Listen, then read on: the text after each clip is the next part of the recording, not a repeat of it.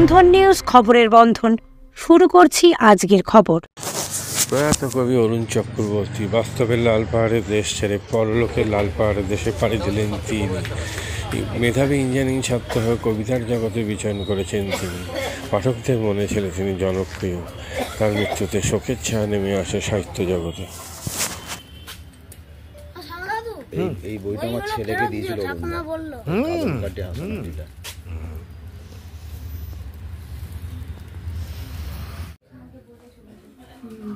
হাজার হাজার কবিতা বলার দরকার নেই, এখন তো শোনার মতো অবস্থা বলার দরকার নেই।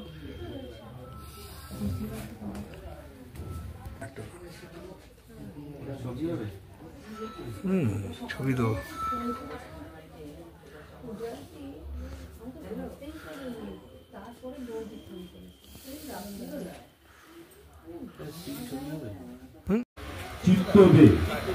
চিত্তদে তিনি পুষ্পার্ঘ প্রদান করছেন।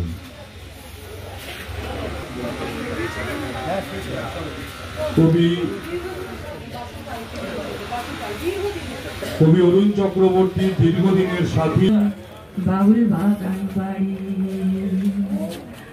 মারিয়ে ছাউল পাটের হলুদ বালি আনি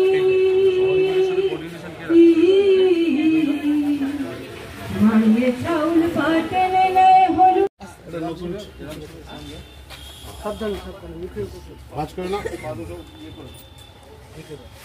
ঠিক আছে।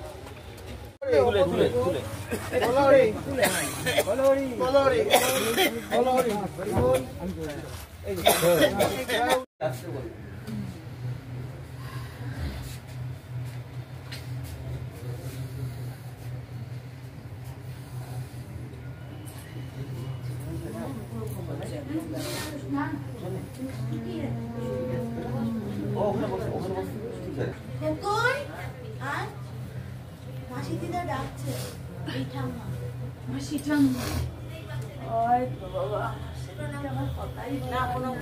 কি হলো খবর? কি হলো বাবা? আমাদের ছোটটাই কালকে বুড়ো করে টাকা রইল।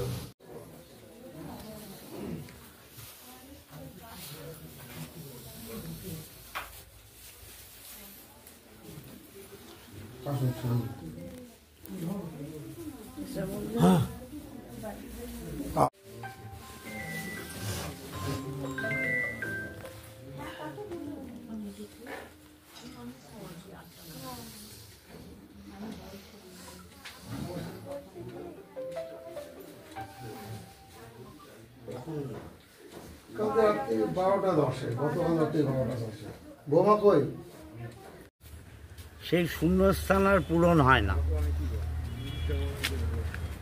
আমরা আমাদের পুরনো অভিজ্ঞতা থেকে দেখেছি, যারা কবি, সাহিত্যিক বা গুণীজন যারা যারা গেছেন, তাদের বিকল্প কিছু হয়নি। তাই কবি অরুণ চক্রবর্তীরও বিকল্প হবে না।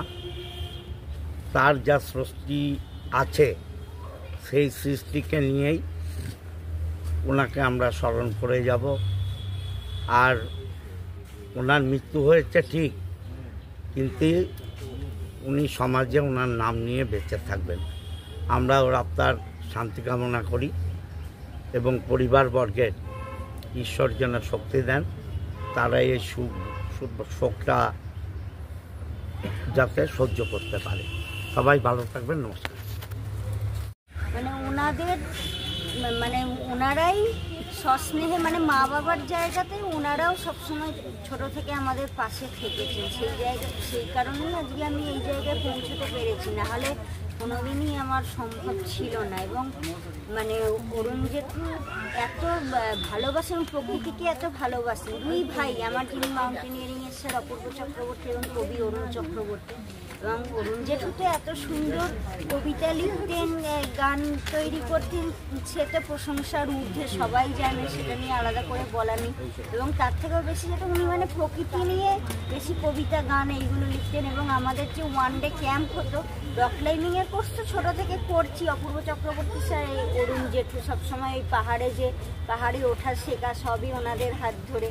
আর এই অরুণ জেঠুর আবার আমবাগানে মানে ওই ছোটো থেকে ওয়ান ডে ক্যাম্প হতো, প্রকৃতি, গাছপালা চেনানো, নেচার স্টাডি, যেটা নেচার স্টাডি ক্যাম্প, এগুলোও সেই ছোটো থেকে অরুণ জেঠুর হাত ধরেই শেখা। এবং খুবই তো স্নেহ করতেন, আমাকে তো খুবই স্নেহ করতেন এবং সবসময় উৎসাহ দিতেন। আর ওই লজেন্স রাখতেন সবসময়। আমরা তো ছোটো থেকে স্যান্টা ক্লজ হিসেবে চিনেছি অরুণ জেঠুকে, স্যান্টা ক্লজ দেখলেই ওই লাল ওরকমই জ্যাকেট পরে আর সাদা দাড়ি, আর শীতকাল হলে লাল টুপি, স্যান্টা ক্লজের মতো, আর লজেন্স বিলি করতেন। তো এইভাবেই বড় হওয়া, আর কি বলবো, মানে খুবই কষ্টের, ভাবিনি কোনোদিন এইরকম খবর অরুণ জেঠুর সম্বন্ধে শুনতে হবে। এবং উনি মাদকাসক্ত যুবকদের জীবনের মূল স্রোতে ফিরিয়ে আনছে চুঁচুড়া নবজীবন ফাউন্ডেশন। আজ থেকে 7 বছর আগে পথ চলা শুরু হয়েছিল এই সংস্থার। হুগলি জেলা থেকে শুরু হয়েছিল নবজীবন ফাউন্ডেশনের কাজ। আজ গোটা উত্তর পূর্ব ভারতে ছড়িয়ে পড়েছে তার ব্যাপ্তি। জেলা ও রাজ্যের হাজার হাজার মাদকাসক্ত যুবকদের মানসিক ও শারীরিক চিকিৎসার মধ্যে দিয়ে সুস্থ জীবনের পথে ফিরিয়ে আনছে নবজীবন ফাউন্ডেশন। কী করে এই সংস্থাকে তিল তিল করে গড়ে তুলছেন বন্ধন নিউজ এর ক্যামেরার সামনে, সে কথা বললেন সংস্থার কর্ণধার চন্দন দাস। দেখি ওটার মধ্যে কি আছে, বা পাড়ার বড় দাদারা করছে, আমিও একটুখানি করি, ফিলিংসটা কি সেটা দেখতে যাই। এবং একটা সার্টেন টাইমের পর কি হয়, সেটা ফ্রিকোয়েন্সিটা তখন অনেক বেশি থাকে, গ্যাপ থাকে যখন শুরু করে। পরবর্তীকালে যখন নির্ভরশীল হয়ে পড়ে সেই একটা সাবস্টেন্সের উপর, তখন সেটা থেকে বেরোনোর জন্য সে নানা রকম চেষ্টা করে, কিন্তু তার ওয়ে আউটটা জানা নেই যে কোন রাস্তা দিয়ে গেলে নেশা থেকেও বিরত থেকে সুস্থ স্বাভাবিক জীবনযাপন করা যায়। তো আমি ভাবলাম যে শুধুমাত্র আমি সুস্থ স্বাভাবিক জীবনযাপন করলাম, আমার জীবনের সার্বিক উন্নতি হলো, বা আমার যেসব এম বা আমি জীবনে যে জিনিসগুলো করতে পারিনি সেগুলো আমি ফুলফিল করলাম, তাহলে তো শুধু আমার কথাই ভাবা হলো। তাহলে আমি এরকম কিছু কাজ করি যাতে আমার মতো আরও 5 জন আমার দ্বারা উপকৃত হয়। এবং একটা সার্টেন টাইমের পর যখন মানুষ চায় যে ফিরতে, অথচ তার কাছে রাস্তা থাকে না, তখন এই একটা WHO ওয়ার্ল্ড হেলথ অর্গানাইজেশন একটা প্রসিডিউর বার করেছে। গরম পানীয়র জন্য বিশ্বমানের flask, micro oven, mixer grinder, induction সহ আধুনিক রান্নাঘরের সামগ্রী উৎপাদন সারা বিশ্বে আলোড়ন সৃষ্টি করেছে বড়সিল। পাশাপাশি বিশ্বমানের সোলার গ্লাস, যা সোলার সিস্টেমের অন্যতম সামগ্রী তৈরি করে, সারা বিশ্বে নজির গড়েছে বড়সিল। দেশের বাজারে পাশাপাশি বিশ্ববাজারেও সব প্রতিযোগী কোম্পানিকে পিছনে ফেলে এগিয়ে চলেছে ভারতের বড়সিল। রাজস্থানের বড়সিল কারখানায় 1200 মহিলার কর্মসংস্থান হয়েছে। প্রতিদিন রাজস্থানের প্রত্যন্ত গ্রাম থেকে ওই মহিলাদের গাড়ি করে কারখানায় নিয়ে আসে কারখানা কর্তৃপক্ষ। তারা বড়সিলের বিশ্বমানের প্লেটের ডিজাইনে কাজ করে। দিনের শেষে তাদের গাড়ি করে বাড়ি ফিরিয়ে দেয় কারখানা কর্তৃপক্ষ। কর্মসংস্থানের এই বেনজির দৃষ্টান্তের জন্য বড়সিল কোম্পানিকে কুর্নিশ জানায় ভারতবাসী।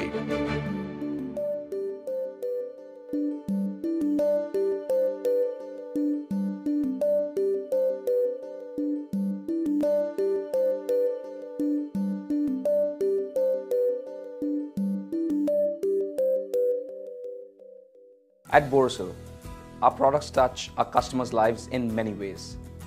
Our philosophy is simple: understand the evolving needs of our customers and deliver solutions to meet them.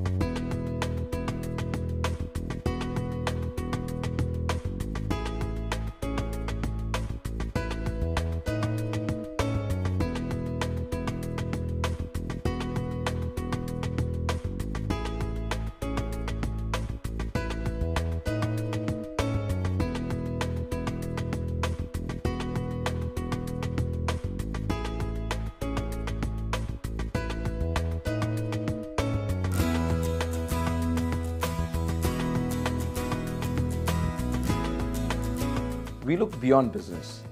We promote green energy as well as provide healthcare and education for the underprivileged. In fact, this has been our heritage at Borosil.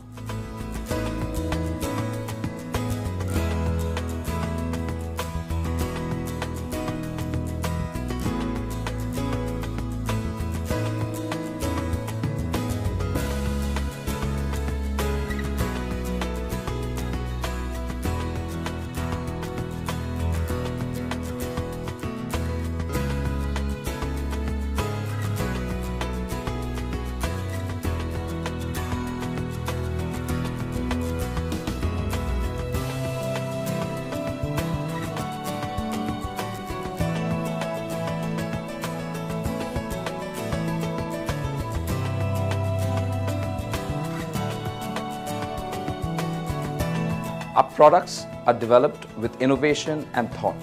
It is technology emboldened by the human spirit.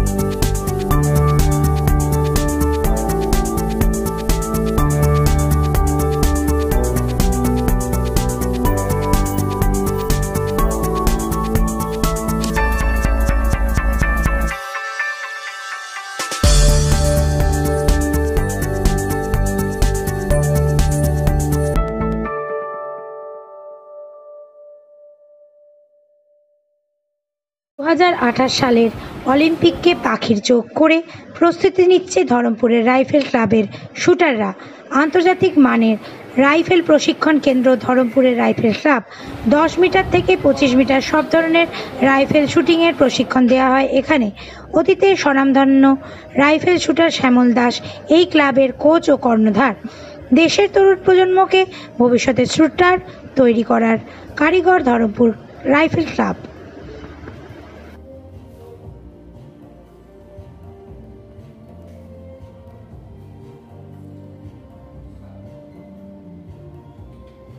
আমি shooting করতাম, শুটিংয়ে 90-তে সিভিলিয়ানে India record করে চাকরি পেয়েছিলাম eastern rail. সেই থেকেই আমার ইচ্ছা ছিল একটা শুটিং রেঞ্জ করব এবং ভালো শুটার তৈরি করব।